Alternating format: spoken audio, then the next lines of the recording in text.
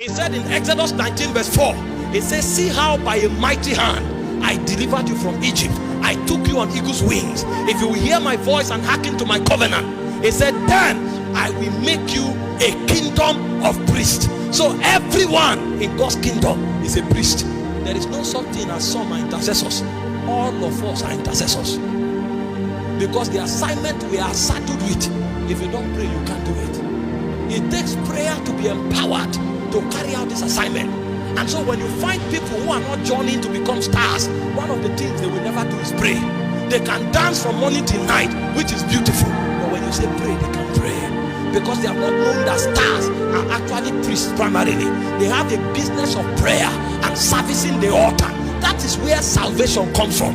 He said, let the priest pray between the altar and the pouches, so that the people will not say, where is their God? When men stop praying, God stop working.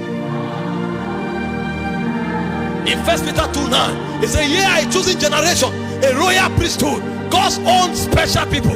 In Revelation 1:6, he said, unto him that washed us and made us kings and priests. And the reason is because it is only in prayer that we can contend with the princes of darkness that puts a generation in sin.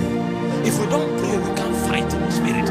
In 2 Corinthians 4 verse 3, he said, if our gospel indeed, it is it to them that are lost, whom the God of this world has blinded their heart. People are not fornicating because they want to. There is a territorial influence created by a territorial prince that puts them in captivity. So before you preach to them, you must engage those princes in the spirit. Jesus said, I saw Satan fall like lightning from heaven. It was on the strength of that engagement that he sent them. Daniel said, I, Daniel, understood by books that the captivity of Israel should be 70 years. But he went on his knees. He said, for 21 days I ate no pleasant bread. And as he was praying, the man Gabriel showed up. And he said, I was given ability to fly swiftly, to come to let you know. He said, what is happening in Babylon is a function of the prince of Persia. It was the prince of Persia that had them in captivity. It wasn't about Nebuchadnezzar. There is a dark prince in the spirit that have kept this nation in darkness. In Exodus chapter 12 verse 12, when God came to deliver Egypt, he said, I will judge the gods of Egypt. The reason we pray is because if we don't pray, we cannot take the advantage in the spirit. We can't have it on ground. So when a generation want to join in the path of being a star, they make prayer their lifestyle. They don't just pray when people come to church for prayer meeting. They pray for nations. They pray for territories. They pray for souls. In Colossians chapter 4 verse 12, it said, Epaphras is one of you, a born servant of Christ, laboring fervently for you in prayers, that you may stand perfect and complete in all the will of God. He took the prayer of Epaphras beyond the doctrine of the apostle for the church to stand perfect. How many souls do you pray for? How many territories do you pray for? You can't be a star.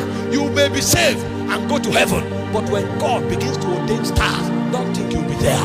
Because those who are stars, they labored in prayer. The Bible said Jesus, he went on the mountain, Matthew 17 verse 2, as he prayed, the fashion of his countenance was altered. His raiment began to blister, and he said, they appeared unto him Moses and Elias, and they told him what he must do in Jerusalem.